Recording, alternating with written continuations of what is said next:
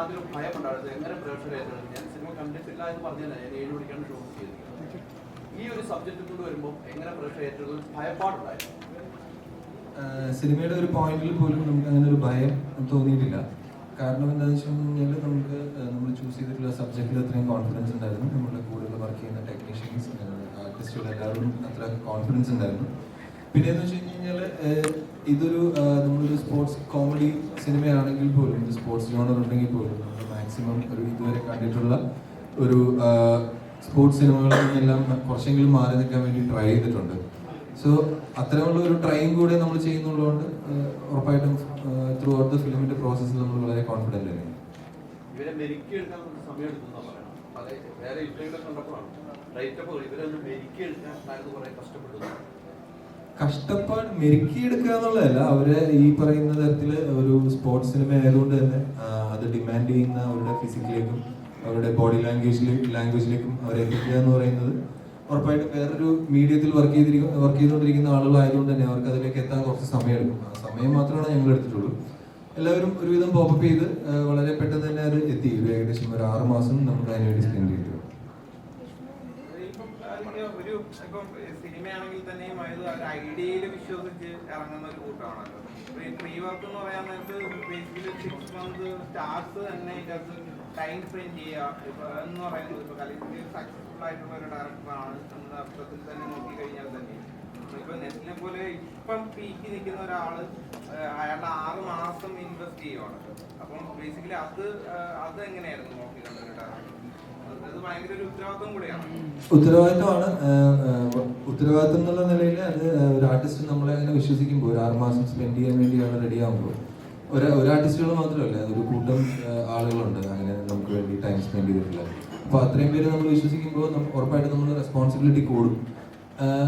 അവര് അത്രയും ഒരു എനിക്ക് തോന്നുന്നു സിനിമ നമ്മൾ ചെയ്യാൻ ഉദ്ദേശിക്കുന്ന സിനിമ പ്രോപ്പറായിട്ട് എനിക്ക് അവരിലേക്ക് കമ്മ്യൂണിക്കേറ്റ് ചെയ്യാൻ സാധിച്ചതുകൊണ്ട് തന്നെയാണ് അവർക്ക് അത്രയും വിശ്വാസം സിനിമയോടും ബാക്കി കഥയോടും വന്നതും അവരതിനു വേണ്ടി ടൈം സ്പെൻഡ് ചെയ്യാൻ റെഡി ആയിരുന്നു.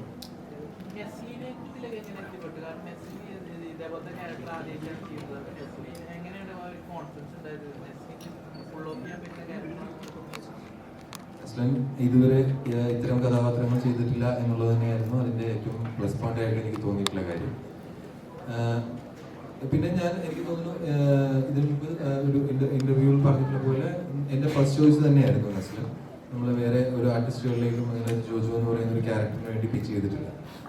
എന്തോ അദ്ദേഹം അത് ആദ്യമായിട്ട് കേട്ടു, ഓക്കെ പറഞ്ഞു, പിന്നെല്ലാം കൂളായിട്ട് പോയി. ഒരു 6 pack നായകൻ എന്ന ലെവലിലേക്ക് വളർന്നു തോന്നുന്നു. 6 pack നായകനോ?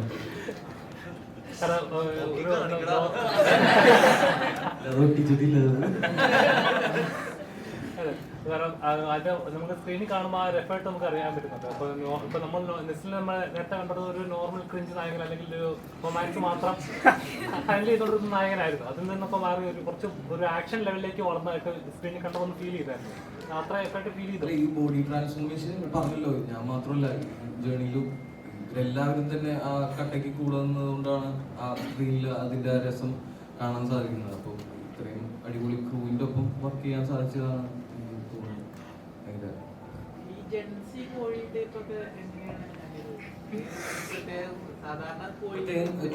ക്ലാസ്സിന് കൊണ്ടുപോകണം.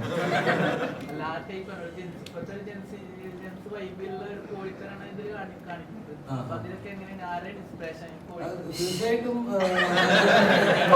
പിന്നെ നമ്മളുടെ ഡയലോഗ് റൈറ്റർ, പിന്നെ ഈ കൂട്ടത്തിൽ ആരാ അതിന് മൂഷിക ഒഴികെ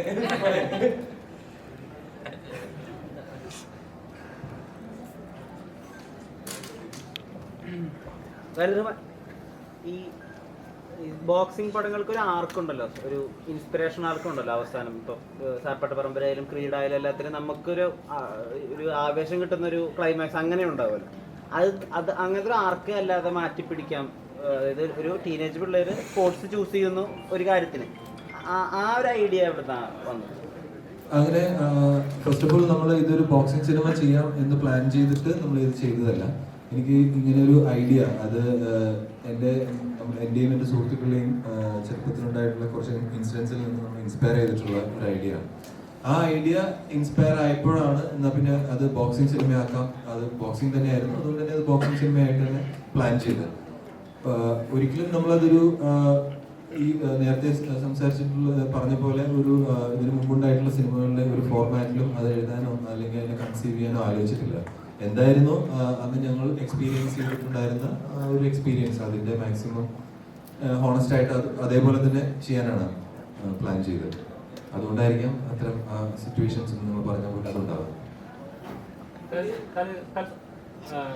നോർമലി ഇങ്ങനെ ഒരു ചിത്രങ്ങൾ ഇറങ്ങുന്ന സമയത്ത് അല്ലെങ്കിൽ ഉണ്ടാകുന്ന ഒരു ഖാലിദ് റഹ്മാൻ പടം എന്ന് പറയുമ്പോൾ ഒരു ബ്രാൻഡാണ് ഇപ്പോൾ ആളുകൾ ഒരുപാട് എക്സ്പെക്ട് ചെയ്യും. ഇപ്പോൾ തല്ലുമാലയൊക്കെ ഇറങ്ങിയപ്പോഴൊക്കെ ഒരു ഹൈപ്പ് ഉണ്ട്. പക്ഷേ ഇതിന്റെ ഓരോ അപ്ഡേറ്റ്സ് വരുമ്പോഴും ആളുകൾ അത്രത്തോളം എക്സൈറ്റഡ് ആയില്ല. ആ ഒരു പ്രഷർ എപ്പോഴെങ്കിലും ഉണ്ടായിരുന്നു ഇങ്ങനെ ഒരു വെയിറ്റ് ഉള്ളതുകൊണ്ട്? പ്രഷറായിട്ടൊന്നും ഉണ്ടായിരുന്നില്ല. കാരണം നമ്മൾ ആ സമയത്തെല്ലാം നമ്മൾ സിനിമയുടെ പ്രോസസ്സിലായിരുന്നല്ലോ. അപ്പോൾ ആ ചെയ്യുന്ന വർക്കിൽ നമ്മൾ ഫുൾ കോൺഫിഡൻ്റ് ആയിരുന്നു. നമ്മൾ അത് എൻജോയ് ചെയ്തുകൊണ്ടിരിക്കുകയായിരുന്നു. അതുകൊണ്ട് തന്നെ എക്സ്റ്റേണൽ പ്രഷറുകളൊന്നും അങ്ങനെ എഫക്റ്റ് ആയിട്ടുള്ളതായിട്ട് എനിക്ക് തോന്നി. ഒരു എൻട്രി കൊടുക്കുന്നുണ്ടല്ലോ എല്ലാ കാൻഡിഡേറ്റും വരുമ്പോൾ, അത് ആദ്യം തന്നെ അതിൻ്റെ ഐഡിയ ഉണ്ടായിരുന്നു. ഈ സോങ് സെറ്റ് ചെയ്യാൻ ആ ലെവലിൽ വൈബ് ഉണ്ടായിരുന്നു. ഓരോരുത്തരും മത്സരാർത്ഥികൾ ബോക്സിംഗിലേക്ക് പങ്കെടുക്കാൻ വരുമ്പോൾ അത് ആദ്യം തന്നെ ഉണ്ടായിരുന്നു. ഉറപ്പായിട്ടും സ്ക്രീൻ പ്ലേയുടെ പീസിലാണ് നമ്മളത് മൊത്തത്തിൽ ചെയ്തത്.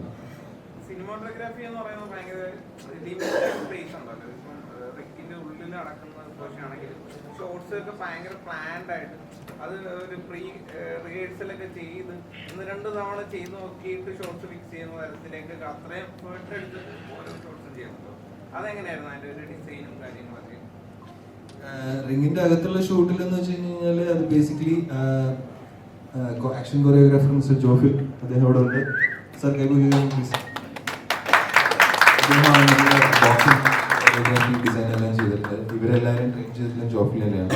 പിന്നെ സിനിമാറ്റോഗ്രാഫർ മിസ്റ്റർ ജിംഷിഖാന്ത് ഇവരുണ്ട്.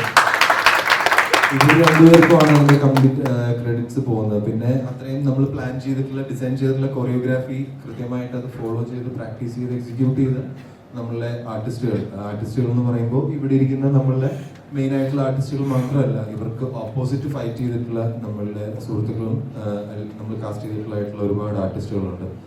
അവരെല്ലാവരും തന്നെ നമ്മളിലൂടെ വളരെയധികം കോപ്പറേറ്റ് ചെയ്തിട്ടുള്ളവരാണ്. അവരെല്ലാവരും ഇവരെക്കാൾ കൂടുതലായിട്ട് ബോക്സിംഗ് പ്രാക്ടീസ് ചെയ്യും, കുറച്ചെങ്കിലും പ്രൊഫഷണലായിട്ട് ബോക്സിങ്ങിനെ ഫോളോ ചെയ്യുകയും ചെയ്യുന്നവരാണ്. അവരോടൊക്കെ ഒരുപാട് താങ്ക്ഫുൾ ആണ് ഈ സിറ്റുവേഷനിൽ. കാരണം അവരൊന്നും ഇല്ലാതെ നമുക്കിത് ഒരിക്കലും കംപ്ലീറ്റ് ചെയ്യാൻ പറ്റും. ഓപ്പോസിറ്റ് നിൽക്കുന്നവർ സെലക്ഷൻ ചെയ്യുന്നതിന് ഒരു ടൈം ഉണ്ടായിരുന്നു. ഇപ്പൊ പറഞ്ഞ ആർട്ടിസ്റ്റുകൾ അപ്പുറത്തേക്ക് അവരുടെ സിനിമ വിജയിക്കുള്ളൂ. അതെങ്ങനെയായിരുന്നു അവരൊരു സെലക്ഷനിലേക്ക് എങ്ങനെയാണ്?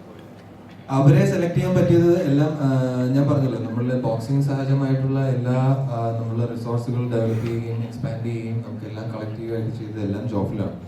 ജോഫിലിന്റെ സുഹൃത്തുക്കളുടെയും ഗ്രൂപ്പിൽ നിന്ന് നമ്മൾ ചൂസ് ചെയ്തിട്ടുള്ള കേരളത്തിന്റെ ഡിഫറെന്റ് ഏരിയകളിൽ നിന്നുള്ള ഫൈറ്റേഴ്സാണ് അവരെല്ലാവരും. അതിൽ യദു, സനു, വൈഷ്ണവ്, അക്ബർ അവരെല്ലാവരും തന്നെ എനിക്ക് തോന്നുന്നു സ്റ്റേറ്റ് ലെവലിലും നാഷണൽ ലെവലിലും ഫൈറ്റ് ചെയ്യുന്ന ആളുകളാണ്. അതിൽ കൂടാതെ അനഘയുടെ ഓപ്പോസിറ്റ് ഫൈറ്റ് ചെയ്തിട്ടുള്ള ക്രിസ്റ്റീന എന്ന് പറയുന്ന പെൺകുട്ടി അവരിപ്പോൾ മെരികോം ഇൻസ്റ്റിറ്റ്യൂട്ടിൽ ബോക്സിംഗ് പ്രാക്ടീസ് ചെയ്യാൻ. സോ ഇവരിൽ ഇത്രയും നമുക്ക് എക്സ്പാൻഡ് ചെയ്യാൻ പറ്റി ബോക്സിംഗ് അറിയാവുന്ന ആളുകളുടെ ഇൻവോൾവ്മെന്റ്. ചെയ്യുന്ന സമയത്ത് മമ്മൂക്കയാണ് അഭിനയിക്കുന്നത്. അതിന്റെ ഒരു സൗകര്യം ഉണ്ടായിരുന്നു. ഏത് വിധത്തിലുള്ള ഷോർട്സ് ചോദിക്കാം, എത്ര നേരം വേണമെങ്കിൽ അദ്ദേഹത്തിനോട് ഇനിയും കൂടുതൽ എന്താണ് ചെയ്യാനുള്ള സാധ്യതകൾ ചോദിക്കും. നസ്ലിനെ പോലുള്ള ഒരു ആക്ടർ ഉണ്ടാകുമ്പോൾ അവരുടെ സൗകര്യം നസ്ലിനോടുള്ളതാണ് ഏറ്റവും വലിയ സൗകര്യം. യങ് ആയിട്ടുള്ള ആക്ടേഴ്സ് ഉണ്ടല്ലോ, അപ്പം അവരുടെ ഒരു എനർജി അല്ലെങ്കിൽ ഈ ഇപ്പോൾ പറയപ്പെടുന്ന ഈ ജനറേഷൻ ഗ്യാപ്പ് അങ്ങനെ എന്തെങ്കിലും ഒരു കാര്യം ഓവർകം ചെയ്യേണ്ടതാണ്? ഇല്ല, നിങ്ങൾ ഈ പറഞ്ഞതെല്ലാം ഈ സിനിമയ്ക്ക് ഉണ്ടായിട്ടുള്ള പ്ലസ് പോയിന്റ്സ് ആണ്. യങ്സ്റ്റേഴ്സ് ആണ്, അവരുടെ എനർജി, അവരുടെ ടൈം എല്ലാം ഈ സിനിമയ്ക്കും എനിക്കും കിട്ടിയ പ്ലസ് പോയിന്റ്സ് ആണ്.